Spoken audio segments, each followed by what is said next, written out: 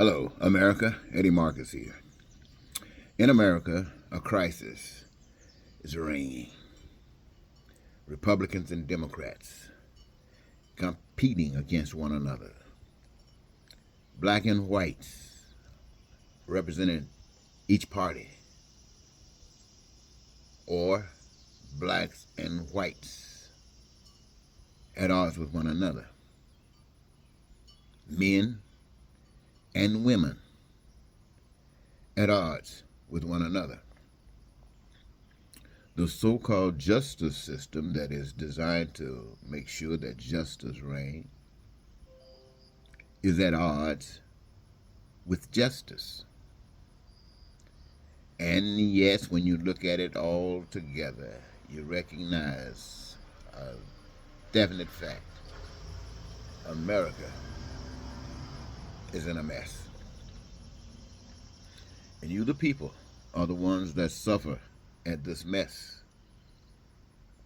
You have called yourselves choosing leaders to represent your ideology, and I'm hoping that you have Republican and Democrat. And if you have, then these congressmen, representatives, and senators are all representative of the various voices that we have here in America that has no cohesiveness towards unity.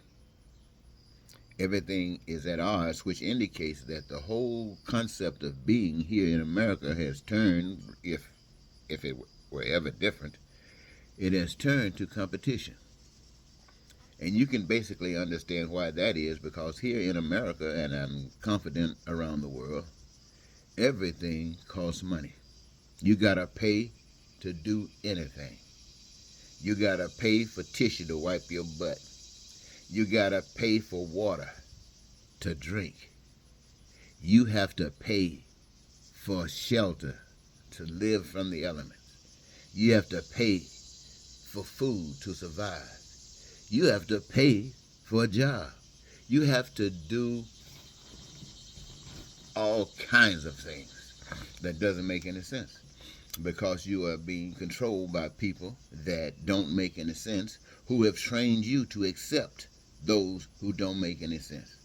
Just the other day, there was an assassination attempt, they say, on Donald Trump. Is it true? Who knows? He has a record of trying to deceive people in all kinds of ways. His biggest deception is in anything that he plays a part in where he's competing. He's always trying to set a stage to say that someone else is cheating, while he does everything he possibly can to cheat while they're looking the other way. And now he says a bullet came by his head, touched his ear, knocked him out, and he has the authority now to raise up his fist as a bold Superman, Batman hero for some people, because they're cheering him on. That indicates that is a message, a mess in America. But what good does it do for me to sit here and say to you that there's a mess in America? Every American knows that. Doesn't matter whether you're of those that got, or whether you're of those that don't have. It doesn't really matter if you're black or white, male or female. We all know the truth. Some of us have privilege, or should I say some of you have privilege, and you wear that with a badge and you think that's good, and perhaps for you it is. Those who don't have that privilege will never know. But here is the reason that you have me here talking to you on this day. Is because I want you to know, and I keep telling you, that there is a real God. And it's not a man, it's not a woman. There is a real God that is invisible. But the evidence of that God is the existence of all that we are familiar with, that we know that we played no role in its production. And that's basically the world, including us. Now think about this, ladies and gentlemen. Everything that we need to survive on this earth is already here on this earth, planted. by that power that we can't see. Fruits, the ability for the production thereof, we had nothing to do with that. That was a given. Vegetables, the same thing. Nuts, the same thing. And all that which is safely edible by humans, provided for, and the technique and method for doing. That was set in play even before we were made. And now we put it into existence. Now, what am I saying to you? I'm saying to you that the God that I'm speaking to you about, that put this earth here for you, that put all the resources necessary for the goods and services that you determine are important, that same God set it up so that you might be able to live in peace, be prosperous and free. That I'm talking to all of you American people, that you might be able to live joyously and happily. That same invisible God that I'm telling you about, who put all the stuff here that you know man had nothing to do with, also made it possible that every human being on the face of the earth could live their own dream. Live their own dream. And the only allegiance you have is your allegiance to that invisible power of God. And how do you express that allegiance to this invisible God? By treating everyone outside of yourself like you want to be treated. Okay, so all these goods and services require that we have available, the resources that we have available, the goods and services that we require is going to take what? Some coming together.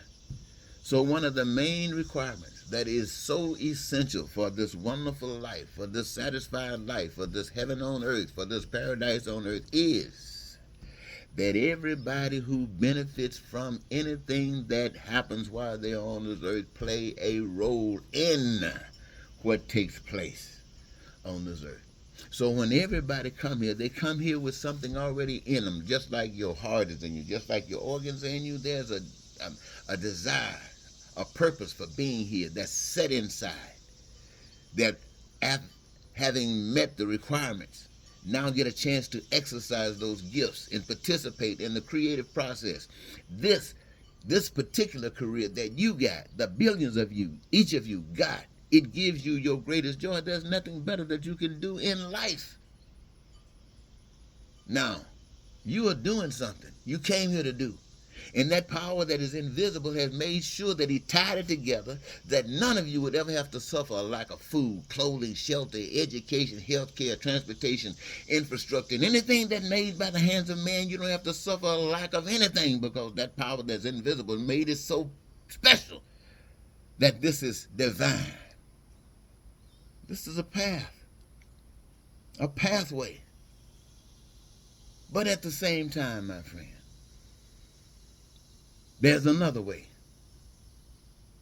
It's not altruistic. No, it's called competing. It's called suggesting, because that invisible power is invisible, that there is a power, that there is, or should I say, are others here on this earth that represents individuals, represents humanity, represents a body, you put it that way. And their concern is, who's listening to something like that? I, man, woman, black, white, American or other, got the power to be able to control you. Why? Because I know what you need, I know what you want, and I know what it takes to get it. And I know what it takes to keep you in line. And in that, my friends, they have lying and cheating and stealing, and some got, some don't, haves and have-nots. You got terror, you got assassination, real ones, you got war, you got all of these things taking place. This is what the human race of the world is exposed to every day. Now in America, with this mess that's going on, people have said that God sent Donald Trump. And everybody knows that God can create a monster like Donald Trump. But the process of life that we've been living created the monster of Donald Trump.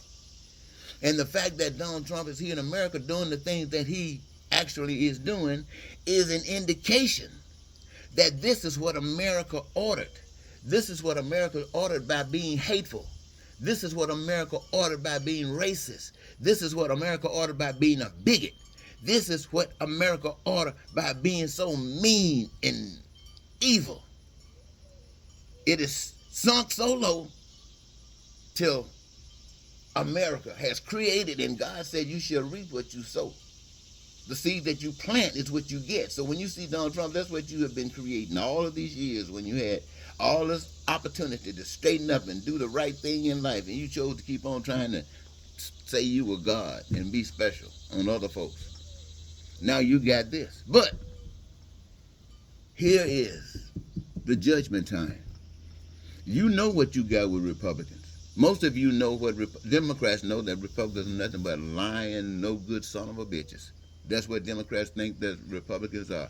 They know some of them are good people. They know some of them are kind. But bottom line, what they represent is no good.